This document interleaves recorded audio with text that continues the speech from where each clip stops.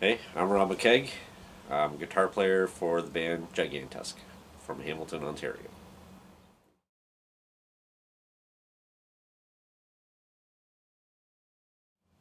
So my main influences were probably my dad, listening to Pink Floyd, which then turned into Zeppelin because he had a very extensive Zeppelin collection on cassette.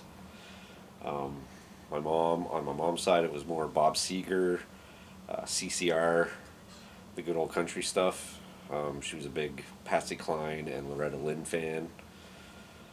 And then in my teenage years, I found the heavier stuff.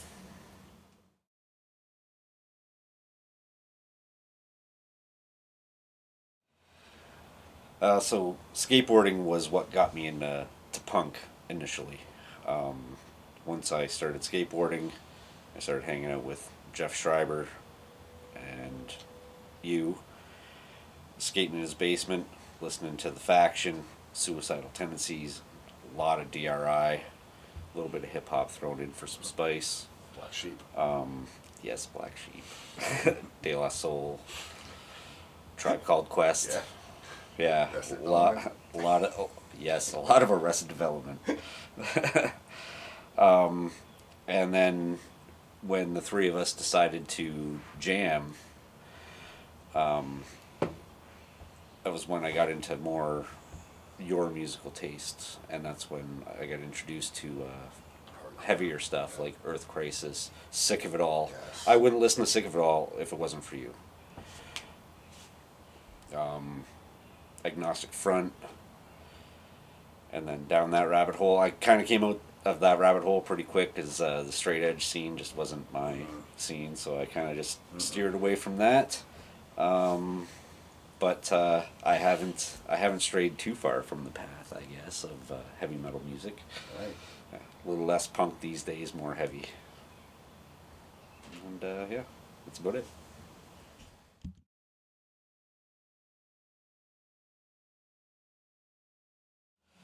So my first concert ever was The Pursuit of Happiness at the band shell at Gage Park. And shortly thereafter, when I grew my hair out, I used to always get mistaken for Moberg. Like everywhere I went, I'd go to Fever, and people would tell me that they loved. I'm an adult now. They would yell it out to me. Ridiculous. Yeah. And my first punk show was Bad Religion at the concert hall in '94 Yep. with Green Day opening, who nobody had ever heard of, and they tore the roof off that place. I mean, they sucked ever since, but that's on them. And my first hardcore show was with you at the Shanghai, and it was Sick of It All, One King Down, and Strife, And Trigger Happy. and Trigger Happy. And 97. when that was '97, I just remember smoking a lot of weed on the way there.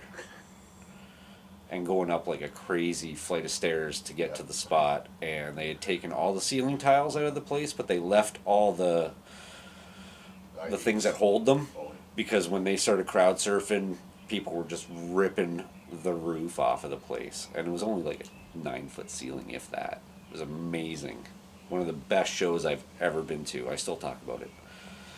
Other than meeting Sick of It All on Much Music at Warp Tour '97 later that year at the London Fairground. But we can get into that later.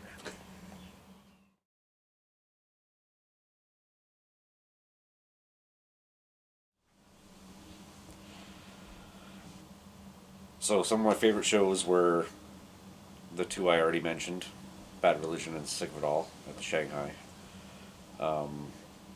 Then I went to two Lollapaloozas where I saw Cypress Hill, Beastie Boys, Tool, but mostly stuck with Cypress Hill and the Beastie Boys.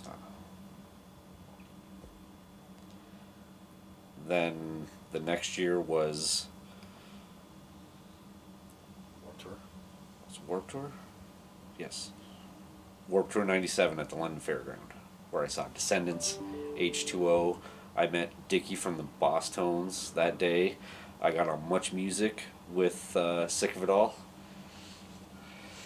We interrupted their interview so that they could come over and give us a hug.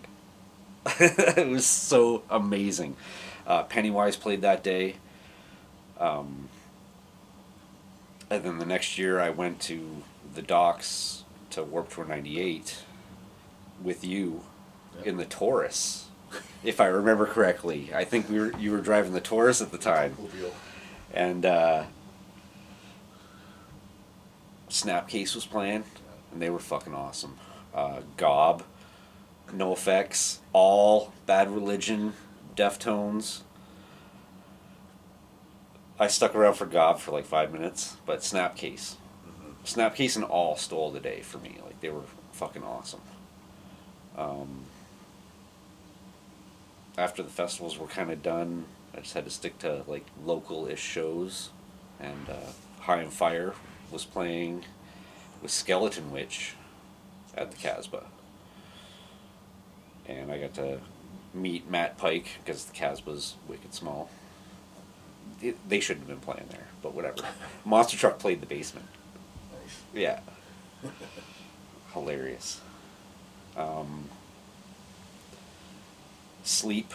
I went and seen Sleep twice with Steve McRae, because he's big into those guys. So am I. And those shows might change your life. Not gonna lie. Amazing. And I went and seen Weed Eater at Call the Office in London. Yep, that's pretty much sums up my favorite shows.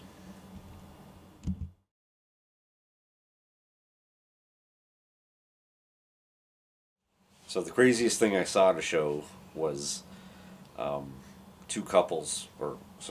couple fucking in the stands at a Slayer show, playing cops, and it was during Morbid Angel's set, and these two, the lights came on, and security had to go over to the other side of the stadium to pull this naked couple, apart.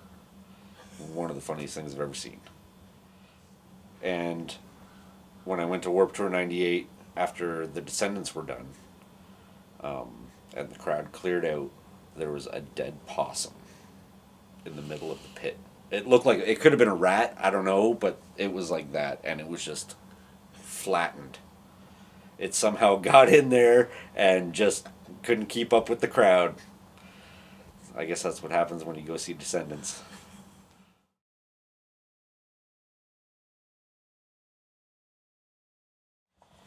So when I started playing with you and Jeff Schreiber in Why Bother, or Socially Unacceptable, whatever you want to call it.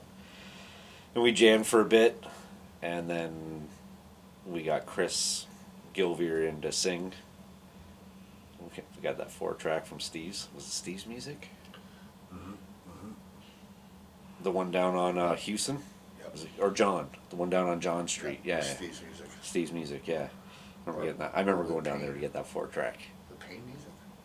No, Paint. Yeah, no, it was the one down by the shawarma place, down by the underground. And we recorded all that fucking wackiness. Yeah. And then from there, I hooked up with my brother and a guy that he worked with, Keith, who was in a band called Raw Tug that used to play Absinthe all the time. They were kind of like a Motorhead cover band. So he was on drums, my brother was on bass, and I was on guitar. But we didn't have a vocalist. None of us could really sing and play. My brother didn't want to sing and play. I can't do it worth shit. So we got Steve McRae out for a jam, and he knocked it out of the park. We're like, all right, so we're going to be Gigantusk now. It was a lot of... you should check it out. It's on YouTube. We got a bunch of stuff. The first show, that poster right behind you is on YouTube. That whole show, hilarious. I don't know who taped it. Was it you? I don't think I it don't was. I think it was Beckman actually. No, I didn't. No, Yeah, I didn't. No. I think it was Jeff Beckman actually that videotaped that whole Yeah. thing. I could be wrong, but It wasn't me. yeah. And yeah, that's it.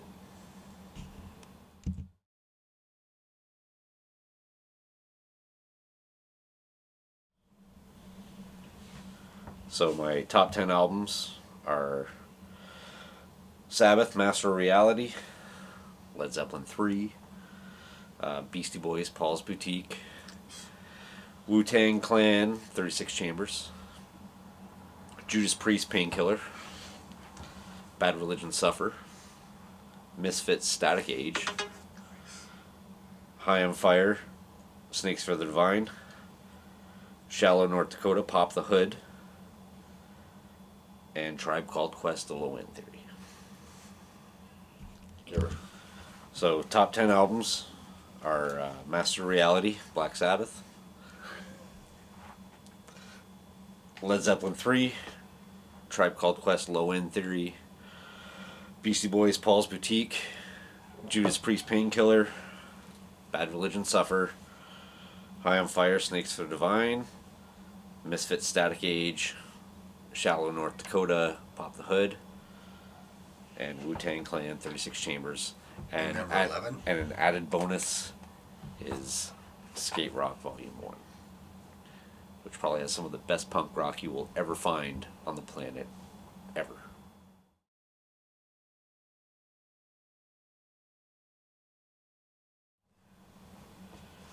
Favorite foods, pizza.